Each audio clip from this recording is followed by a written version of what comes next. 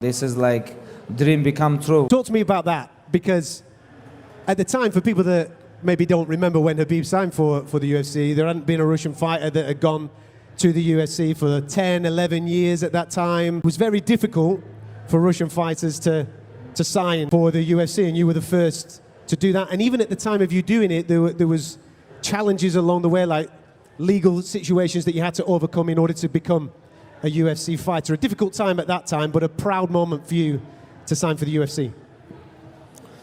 At that time, it was very hard time. It was signed with the UFC. I remember it was October 2011, like 10 years ago. I was 16 and all, and and I remember I supposed to fight with one Brazilian guy in Dagestan.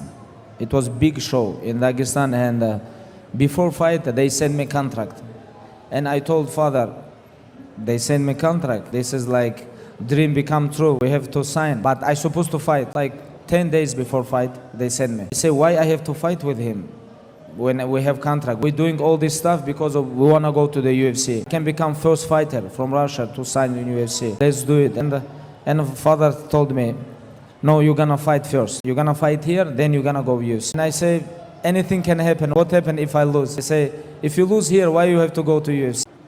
And you know, it's like, this has changed my mind. It's mean, if you wanna become champion, you have to fight with anybody in the world, you know. And and I signed, and it was same decision when I supposed to fight for the title, 2018.